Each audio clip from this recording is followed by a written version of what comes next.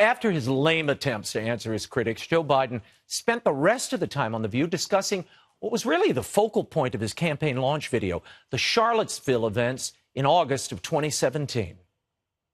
I wrote an article at the time in the Atlantic magazine back when Charlottesville happened, and saying that, this is not who we are. There's an American creed. It's about decency, honor, including everyone, leaving no one behind. It was like, I don't remember that ever happening in an administration before in well over 100 years. Now, the press is looking to relitigate all of this, what they see as a troubling moment for President Trump. Today, they pressed him on his way to the NRA convention. Watch. If you look at what I said, you will see that that question was answered perfectly. And I was talking about people that went because they felt very strongly about the monument to Robert E. Lee, a great general, whether you like it or not. Here to react is Candace Owens, Communications Director for Turning Point USA, and Shavar, Jeffries, President of Democrats for Education Reform. Ladies, gentlemen, is this a legitimate campaign opener for Biden? And your reaction to the president's comments there? I'll start with you, Shavar. Well, it's absolutely a legitimate issue. I mean, the Charlottesville incident really spoke to the character of President Trump. He said that there was blame to go along on both sides, when clearly we had white nationalists, white supremacists, who caused the death of a person connected to that incident. So it's absolutely a legitimate issue. Race, unfortunately, has been a major fault line in our country, and we need a president that will bring this country together, not tear it apart. Candace, your take on that. I mean, Shavar just reiterated what Biden said, that the president called white supremacists fine people. Is that what really happened? That's exactly not what happened. And you can go and you can look up the full speech of what Trump said. He specifically said, I am not speaking about white supremacists or Nazis. So this is not a legitimate issue at all. And what's really bizarre is that Joe Biden, of all people, would use this as a way to launch his campaign. This is a man who was mentored by Robert Byrd, a literal KKK member. This is a man that said that black people should remain segregated in 1972 because it's what we wanted.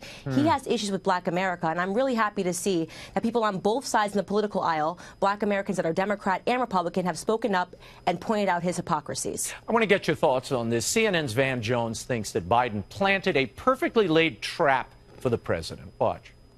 He's got him right where he wants him already. But it's really, it's so painful to hear the commander-in-chief, the president of the United States, sit up here and brag on a traitor, brag on someone who's committing an act of treason to defend one of the most abominable institutions in the history of the world. It's painful, it's wrong, it's wrong-headed, it's beneath him, it's beneath the office of the president, but from a political point of view, Joe Biden just showed the world. He knows how to put a banana peel in front of Donald Trump and watch him fall.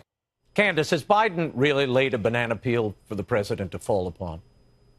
No, I think this is just more leftist delusion, if I'm being honest. Like, there is not a single candidate that is going to beat President Donald Trump, and that is just the truth. They have nothing that's new. To me, Joe Biden is the new Hillary Clinton. They're all going to celebrate him. They're going to claim, the polls say that he's highly favored, when in fact he is not. He's not at all. And people understand that he does not have any policies.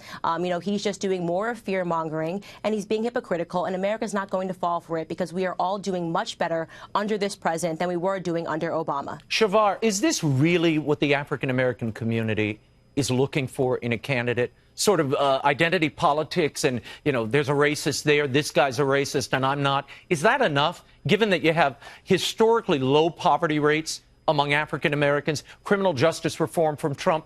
What are African-Americans really looking for, in your opinion? Well, first of all, the unemployment trends we see today started when President Obama.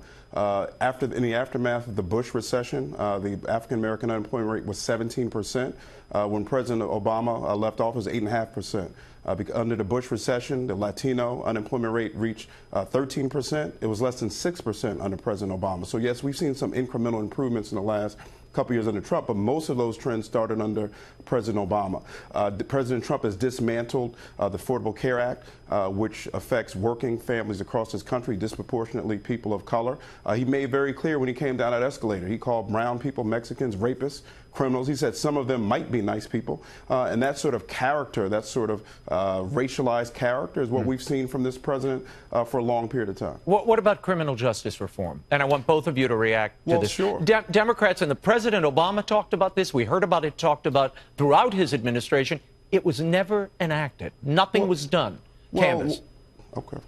Look, I would say this. Black Americans are tired of being undermined. That's best evidenced by the fact that despite all of the rhetoric, despite the media trying to label Trump as a white supremacist, black support for Donald Trump has doubled since he stepped into office. Black Americans are waking up. We are tired of people issuing an emotional response to Donald Trump. We want people to offer policies that are going to fix our community. Unfortunately, it's only Trump that is offering policies. None of the candidates on the left are offering any new policies, and you're going to see that in 2020. I have predicted over and over again that President Donald J. Trump is going to be the person that cracks the black vote because we are tired, we are fatigued with the racial argument. Shavar, you do see numbers in support from African Americans rising for Trump. To what do you attribute that? First of all, I'm not offering emotions, I'm offering facts. President Trump just this year sought to cut over $200 billion from the student loan program, over $200 billion, excuse me. Student loans affect everybody, Hispanics, whites, Chinese Americans. They disproportionately affect working poor people, and that's disproportionately people of color. President Trump will not win the African American vote. Majority of blacks don't make it to college, so that's dishonest. The majority of blacks don't make it to college, I got 10 so it actually seconds will left. majority affect white people. I mean, I'd like to finish. Under President Obama, Just we saw correcting you, I'm sorry. Well, I'm going to correct you now. Under President Obama, we saw record numbers of black people attend and graduate from college. Completion rates went up. Record does not mean the majority. The majority of people that attend college are white. I just want to correct the record. Of course, that's true. That's of course true because there's dramatically more white people in this country. But the rates of black people graduating have gone up. The high school graduation rates went up. The question was about student loans and who that would impact. That would impact white Americans the most. So I just wanted to correct the record. I'd love to be able to finish. Wealth for black folks went up. Again, when President Obama was elected, we're in the aftermath of the worst recession since the Great Depression, triggered by the economic policies of Republican President Bush. African American unemployment rates went down by 50% under President Obama. Latino unemployment rates went down by 50% under President Obama because of I know, but it's at historic lows now, and you didn't, Shavar, you're not. I gave you plenty of time. You're not answering my question. Why are black Americans now rising in their support of Donald Trump? You got 5 seconds. Well, they could go nowhere but up. I mean, he was close to zero in 2016, so they may go up incrementally, but he's going to lose the African American and the Latino vote. There's no question about that.